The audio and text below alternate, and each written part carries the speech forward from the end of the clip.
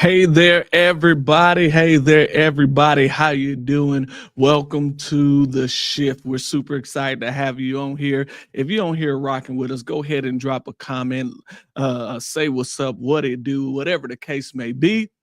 Or even if you're coming back and watching a replay, go ahead and comment. We love to see your comments. We respond to your comments and everything. So our title for today is I Don't Know Who I Am. So welcome to the shift. Transform your day in minutes. I'm Roman D, the encourager, and today we're making a shift that could change your day and maybe even your life. Have you ever looked into the mirror and thought, I don't even recognize myself anymore? You're not alone. And this episode is just for you.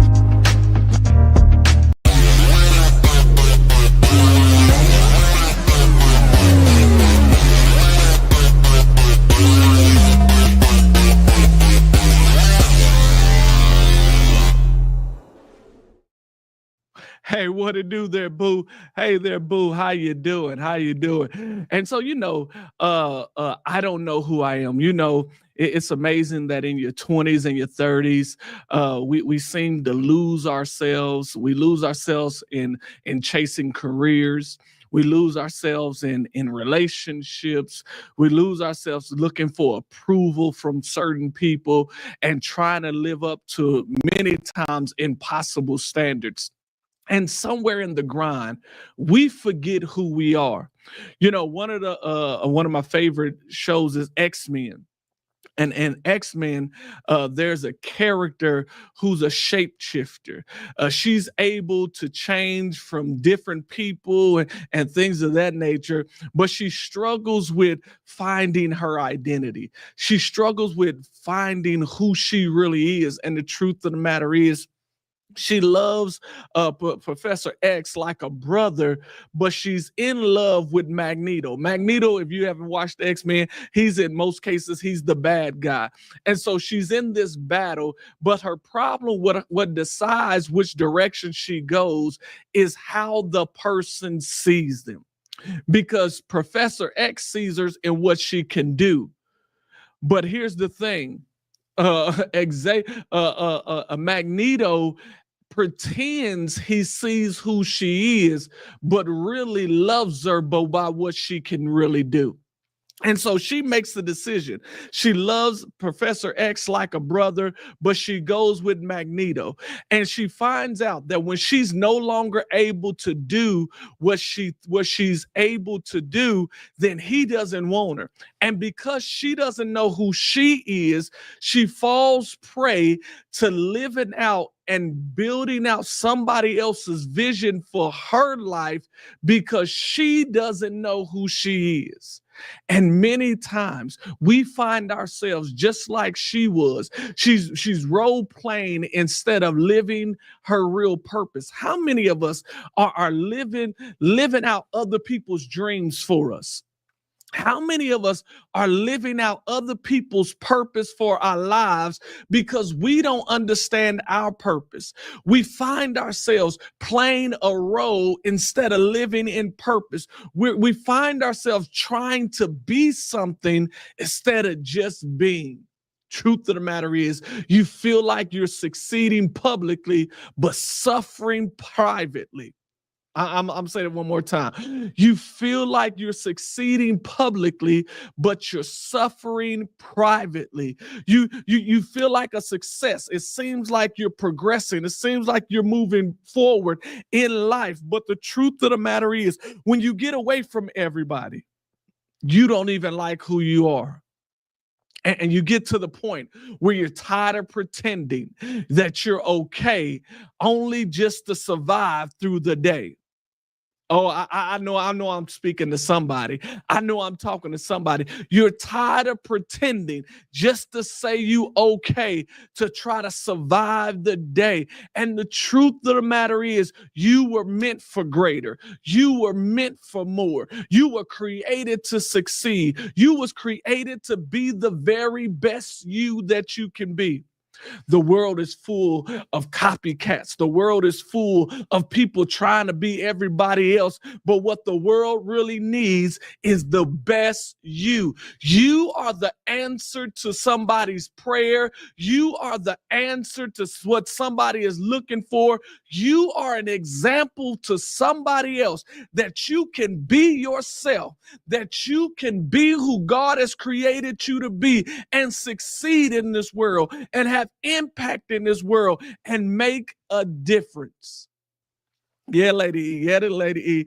Yeah, you're created to succeed. We are created to succeed. God engineered you just the way you were created. You are not a mistake. You are not an accident. You are fearfully and wonderfully made. Because the truth of the matter is this: you don't need to reinvent yourself. You need to remember who God already said you are. You don't need to reinvent yourself. You need to remember who God already said you are. And so that is key for you to understand who you are. Because when you understand who you are, others can't trick you and manipulate you to do something that they want you to do, because they only want what you can do for you, what you can do for them. Many times in life, and this is the crazy part, the people who mean us no good see our worth and value even before we and sometimes others around us see. Oh, let me say it again.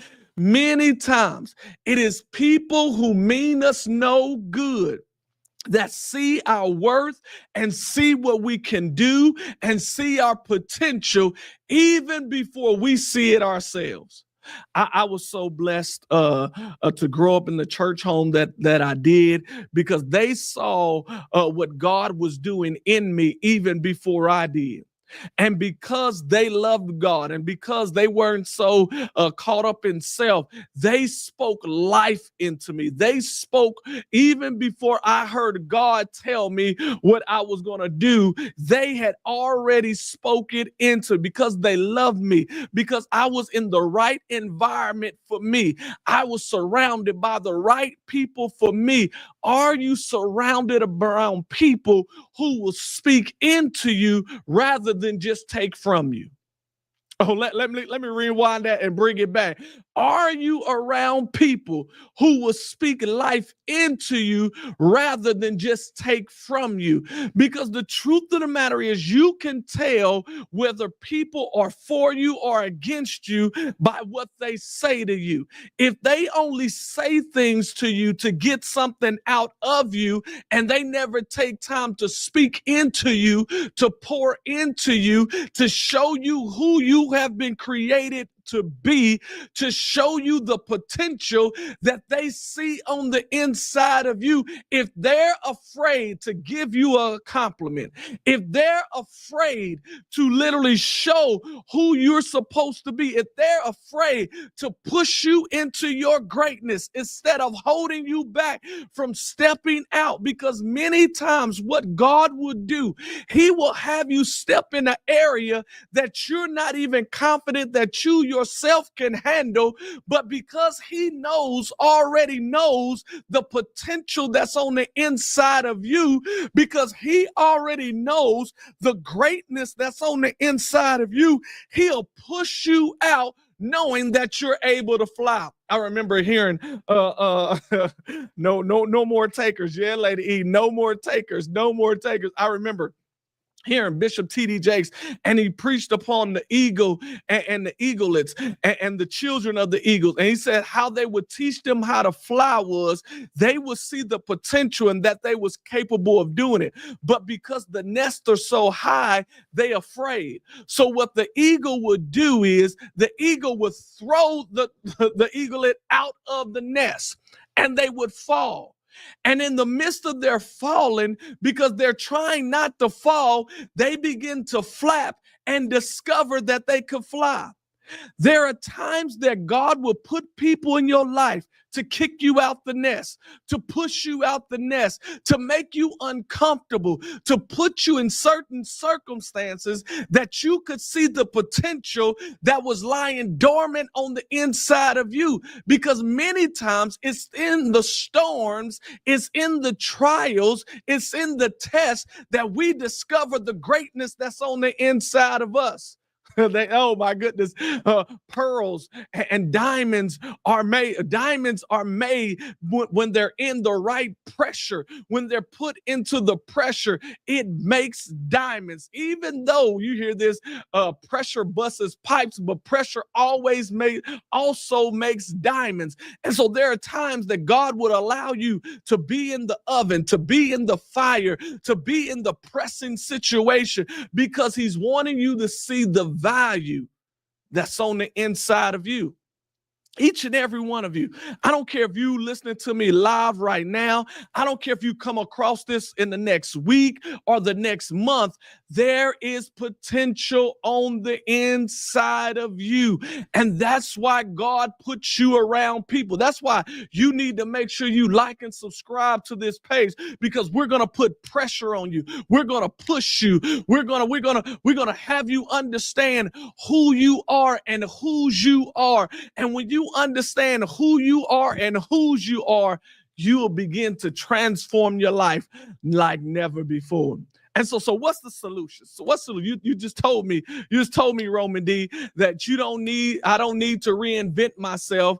I need to remember who God has already made me. Give me some practical steps. Give me some practical tools to be able to help me understand, get to the point of knowing who God has called me to be. The first thing you can do is you can journal 3 traits that define you outside of your job or relationship status. Let me say that again. You can journal. I want you to journal 3 traits that define you outside of what you do, outside of your job, outside of your relationships. Who are you? I want you to write down 3 traits, 3 good things about you, 3 positive traits about you outside of I do this for a living. I'm married to this person. I'm a wife to this person. I'm a mother to this person. I'm a son to this person. I'm a husband to this person. I'm a father to this. You are more than those titles. You are more than your job. There's more on the inside of you, but if you never recognize it, then you put yourself in a position where you don't understand who you are. So we're giving you practical steps that you can know and discover who God has made you to be. So I want you to do me a favor. I want you to go ahead and journal 3 traits that define you outside of your job or your relationship status. Yeah, ladies. Journal 3 traits that define you outside of your job or even your relationship status. Okay? Make sure you do that. I don't care if you're listening to me live.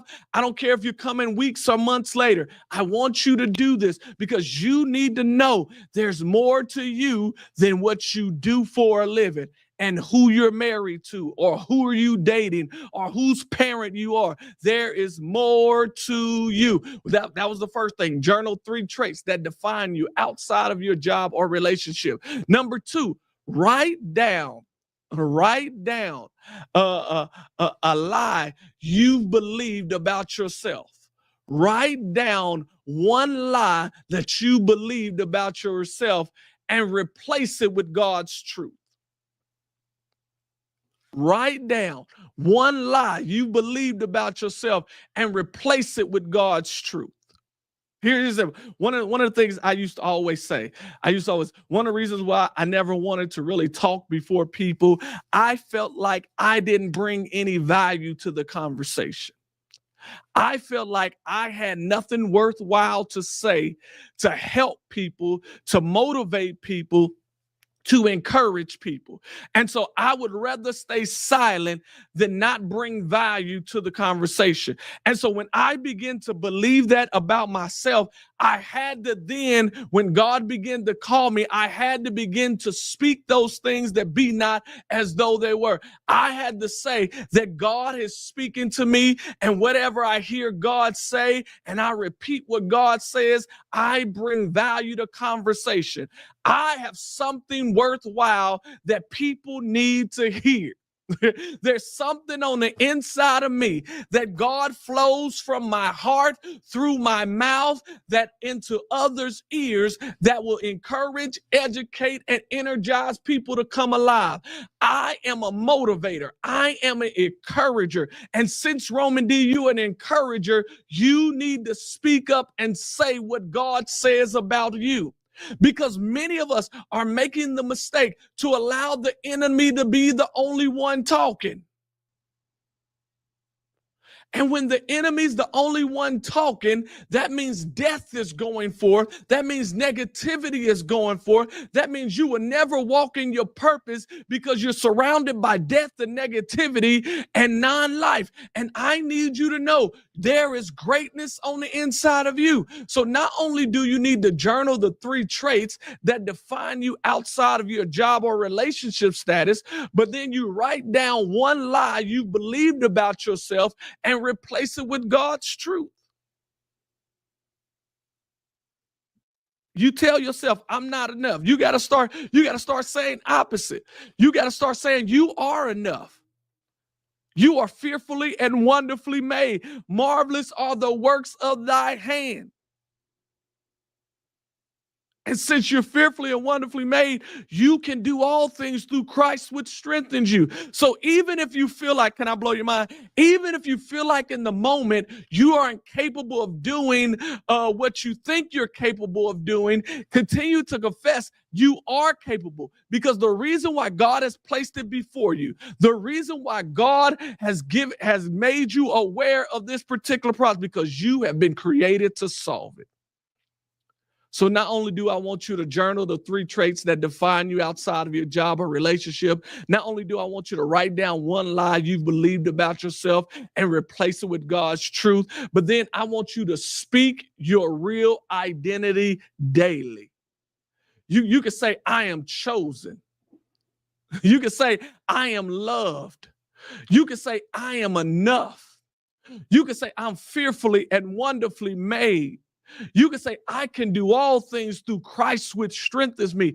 Take the word of God and what God says about you and begin to speak it and begin to declare it. Because as you begin to speak it and as you begin to declare it, it becomes real. Romans 10:17 says, faith cometh by hearing, and hearing by the word of God. Many of us think that we got to hear somebody else's voice. But as you're speaking the word of God into your life, Curtis, as you're speaking the word of God into your life, Lady E, you are hearing the word of God, and faith will begin to rise up on the inside of you. So as you're saying, I'm chosen, I'm loved, I'm enough, I'm more than a conqueror, I'm the beloved of God, I am good, I am great, there is greatness on the inside of me, I am worthy to be loved, I am worthy to receive love, I am an author, I am a giant, I am an entrepreneur,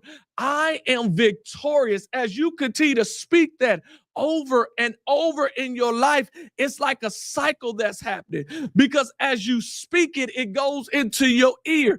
As you hear it, faith begins to rise up on the inside of you, and your heart begins to change, and you speak it more and more with more confidence and more boldness, and you hear it with more confidence and more boldness, and more confidence and boldness of what you're speaking gets on the inside of you, and it gets bigger and bigger and bigger, and you become like a woman pregnant.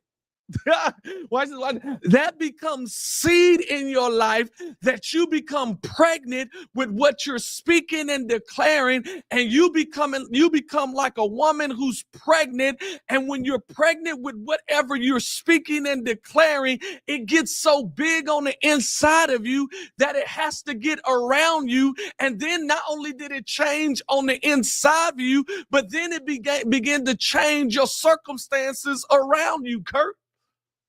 So this is why the enemy attacks your speaking.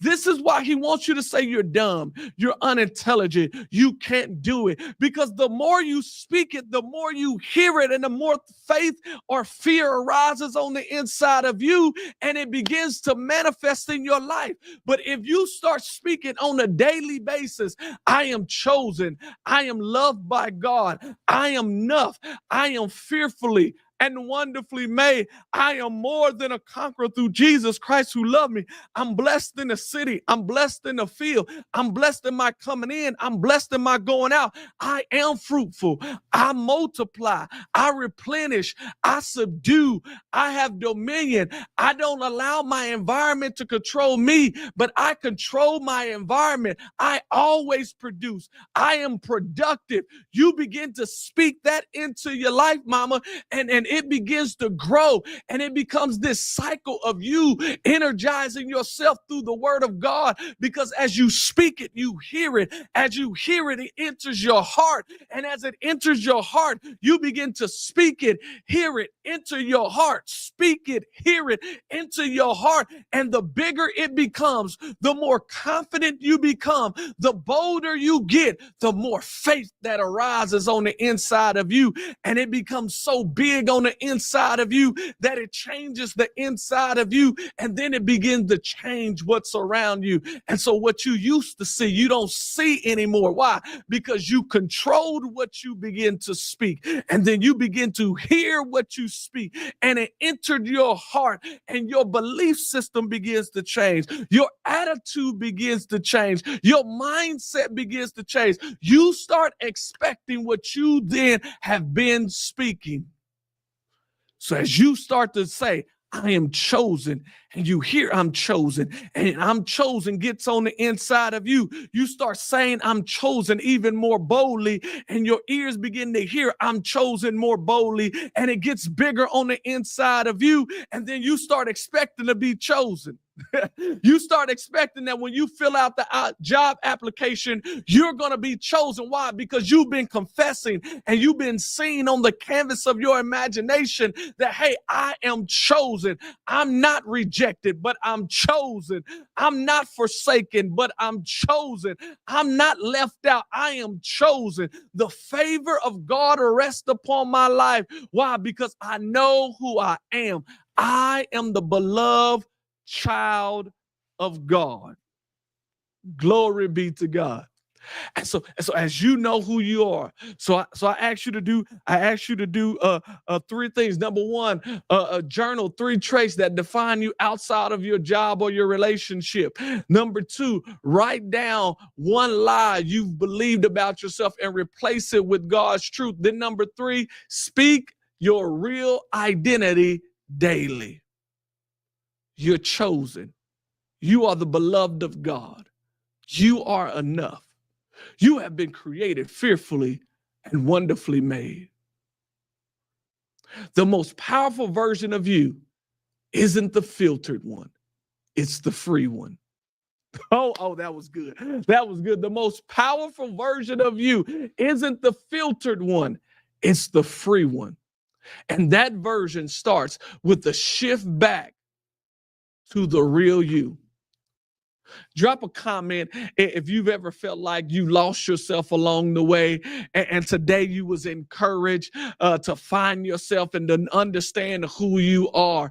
And so thank you so much for joining us. Thank you so much for connecting with us, because let's shift back together. Thanks for watching the shift. Remember, even the smallest shift today can lead to your biggest breakthrough tomorrow. Make sure you hit that like. Make sure you hit that share. I'll see you tomorrow. Same time, same bat station. I'll see you next time. Peace.